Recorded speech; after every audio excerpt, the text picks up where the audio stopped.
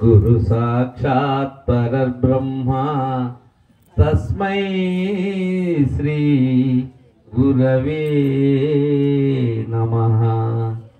బృహద్వాసిష్ట సిద్ధాంతముద్ధరింప అవతరించిన శ్రీమద్ రాముడుకు శివరామ దీక్షిత పారంపర్యులు క్షరాక్షర విలక్షణ రాజయోగి శ్రీ జోరీగుల పుచ్చి రామదాసార్యులు వారి ప్రథమ వార్షికారాధన నిన్నటి నుంచి కూడా జరుగుతూ ఉన్నది. ఈరోజు బ్రహ్మముహూర్తం నుంచి ఇప్పటి వరకు శివరామ దీక్షిత సిద్ధాంత సాంప్రదాయబద్ధంగా ఇచ్చేసినటువంటి పెద్దలచే కార్యక్రమాలు చక్కగా జరుగుతూ ఉన్నాయి. వేదాంతాతీత ఈ వైజ్ఞానిక మహాసభకు అధ్యక్ష స్థానంలో ఆసీనులైనటువంటి శ్రీధర శివరామ దీక్షిత అచల సిద్ధాంత ప్రబోధ అఖిల భారత ప్రచార కమిటీ అధ్యక్షులు శ్రీ సమరస సద్గుణానంద చోడిపల్లి రమణాజుల వారికి, అలానే కార్యదర్శి శ్రీ భావానంద గుడివాడ నాగరాజు గారికి, అలానే జాతీయ ఉపాధ్యక్ష స్థానాన్ని అలంకరిస్తూ అనేక మంది శిష్యులను కావించుకొనుచు తన వంతు కర్తవ్యంగా బోధలో ముందుకి నిరంతరం పయనిస్తున్న మా సోదరి పూర్ణాంబ సంబంగి లక్ష్మీ మాతృశ్రీ గారికి, అలానే శ్రీ నిర్భయానంద మోహన్ రెడ్డి గారు, పరిపూర్ణ దయానిధి హరి గారు, ఇంకా వేదిక మీద ఉండబడేటువంటి మహనీయులు దాసానంద తిమ్మప్ప స్వాములు, వీరందరికీ ద్వాదశి వందనాలు. ముందు కూర్చున్న మీ అందరికీ కూడా అభినందనలు తెలియజేస్తూ, మనకు జనన మరణ భ్రాంతి రహితమైనటువంటి సిద్ధాంతాన్ని దీక్షితులు వారు శ్రీధర స్వాముల వారి కరుణతో మనకు తెలియజేశారు. ఈ సిద్ధాంతం అత్యంత విశేషమైనటువంటి ఆదరణ జిజ్ఞాసులచే ముముక్షులచే పొందేందుకు ప్రధాన కారణమైనటువంటి వారు శ్రీ భాగవత కృష్ణ ప్రభు దేశికేంద్రుల వారు. ఆ మహనీయులు రచించినటువంటి శుద్ధ నిర్గుణ తత్వ కందార్థములు కానీ, అలానే కంద పద్యములు కానీ, ఇంకా అనేక రచనలు ఆ మహనీయుని యొక్క సాహిత్యాన్ని అనకుండా పరిపూర్ణ మహాసభలు కానీ, ఇక గురు శిష్య న్యాయం కానీ ఎక్కడా కూడా వీలు కాదు. అయితే ఆ కందార్థములకు ఎందరో మహనీయులు వారి వారి వ్యాఖ్యానాలు మనకు అందజేశారు. అందరూ చక్కగా ఎలా అంటే వారు ఏ విధముగా దర్శించారో ఆ కందార్థాన్ని ఆ విధముగా అందజేశారు.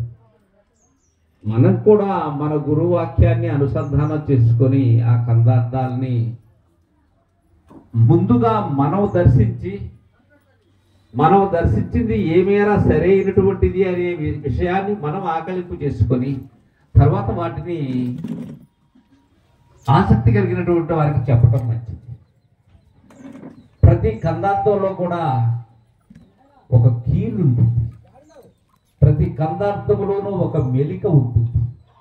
అది తెలియకపోతే అది ఎక్కడ ఆపాలి, ఎక్కడ ఆ కందార్థాన్ని ఎలా మనం అవగాహన చేసుకోవాలి అనేటువంటి విషయం తెలియకపోతే కందార్థం కానీ కందపద్యం కానీ మనం ఎలా అనుకుంటే అలా పోతుంది. అది భగవద్గీత ద్వైతులకు సరిపోతుంది, అద్వైతులకు సరిపోతుంది, విశిష్టాద్వైతులకు సరిపోతుంది, భక్తులకు సరిపోతుంది, రాజకీయ నాయకులకు సరిపోతుంది, ఆర్థిక శాస్త్రవేత్తలకు సరిపోతుంది, ఎవరికైనా సరిపోతుంది భగవద్గీత.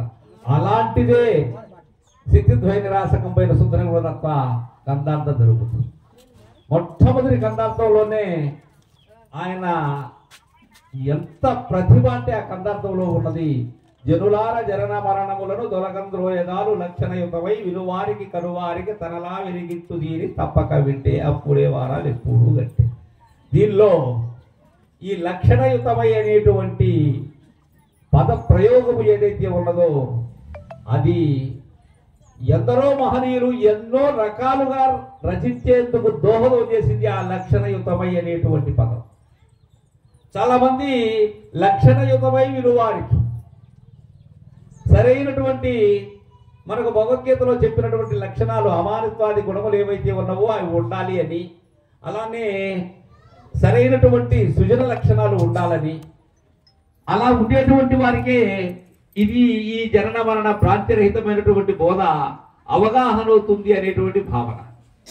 కానీ ఆయన దాన్ని కాస్త మార్చి జనులార జనన మరణములను తొలగంద్రోయదారు లక్షణయుతమై, అక్కడ కాగితం మళ్ళీ వేరే అయిపోతుంది.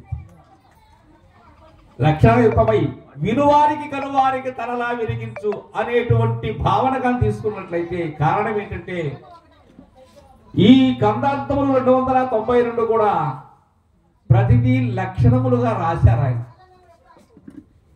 సభా విజ్ఞాపన తర్వాత గురించి అన్యోన్య దర్శనం తర్వాత ఎరుక లక్షణం, అలాగే పరిపూర్ణ లక్షణం, మతాల లక్షణం, బోధ స్థితి లక్షణం, బోధ పురుష లక్షణం, ప్రతిదీ లక్షణమే. నేను ఈ గ్రంథాన్ని ఇది ఎలాంటిది, ఇది జనన మరణములను తొలగంద్రోచేసేటువంటిది నేను దీనిలో చెప్పబడి ఉన్నాను. అలాంటి లక్షణయుతమై ఉన్నది ఈ గ్రంథం. తొలగంద్రోయదాలు లక్షణయుతమై ఎవరికి వినువారికి కనువారికి తన లా విరిగించు, తన లావు ఎరిగించు అనబడేటువంటిది ఏంటంటే, లావు అంటే ఇక్కడ గొప్పతనం. ఆ గ్రంథం యొక్క గొప్పతనాన్ని ఏది విరిగిస్తుంది? గ్రంథమే తెలియజేస్తుంది. అలా రచించాను నేను దాంట్లో, తనలా విరిగించు, దీని తప్పక వింటే. ఆ దూరమైనటువంటి భావన ఏదైతే నేను దీనిలో గురుదేవులైనటువంటి పరశురామ సీతారామ స్వాముల వారి దయతో నేను అందజేశాను, అది మీరు తప్పక విన్నట్లయితే దీనిలో ఉన్న గొప్పతనం ఏదైతే ఉన్నదో ఆ గోప్యం మీకు అందబడుతుంది. కాబట్టి మీకు వినేటువంటి ఆ బుద్ధి ఏదైతే ఉన్నదో ఆ బుద్ధి ఎలాంటిదై ఉండాలి? ధీయుతమైనటువంటిదై ఉండాలి, నిశ్చయం చేసుకునేటటువంటిది అయి ఉండాలి, గురువాక్యాన్ని గురిగా కాంచేటువంటి బుద్ధి అయి ఉండాలి. అది వక్ర బుద్ధి అయి ఉండకూడదది. కాబట్టి అలాంటి వినబుద్ధి అయితే వినుడి.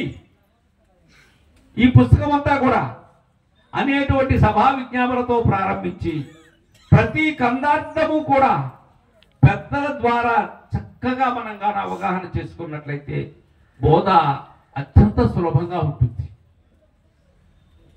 దీక్షిత సిద్ధాంత గ్రంథమైనటువంటి బృహద్వాసిష్టం శివరామ దీక్షితీయం ఏదైతే ఉన్నదో ఆ గ్రంథాన్ని దయచేసి ప్రతి ఒక్కరూ కూడా, ఎందుకంటే మన సాంప్రదాయం శివరామ దీక్షిత సాంప్రదాయం, మనం సాంప్రదాయకులు అయ్యుండి కూడా సిద్ధాంత గ్రంథం చూడకపోతే నిజంగా చాలా నేరం. అది దానిలో ఏం చెప్పారు, ఈ 43 అక్షరముల యొక్క మర్మాన్ని ఎలా చెప్పారు మనకు అవగాహన కాకపోవచ్చు.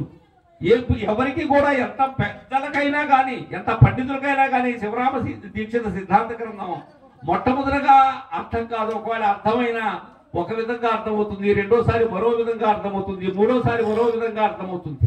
అది చదివే కొద్ది నారికేళ న్యాయం చొప్పున ఆ తీపి నీకు అందుతూనే ఉంటుంది. కారణం ఏంటంటే నీవు సరైనటువంటి మార్గాన్ని, సరైనటువంటి మార్గ నిర్దేశకుడు అయినటువంటి గురువు యొక్క కరుణతో ఎరిగినప్పుడు మాత్రమే దానిలో ఉన్న యథార్థమైనటువంటిది నీవు పొందగలవు, ఆ అనుభవాన్ని అందుకోగలవు. లేనట్లయితే అవి విడివిడి మాటలుగానే ఉంటాయి కానీ అది సరైనటువంటి బోధన విధానంగా ఉండదు. దీనికి కావలసింది ఏంటి? నిజ గురువు యొక్క కరుణ సంపూర్ణంగా మనకు కావాలి. నిరంతరం కూడా ఏదో పార్ట్ టైం చేసేది కాదు గురుసేవ. గురువులు వచ్చినప్పుడు, గురువు ఎదురుగా ఉన్నప్పుడు చేసేటువంటిది కాదు గురుసేవ. నిరంతరం నాలో ఉన్న గురువు మేల్కలో ఉండాలి.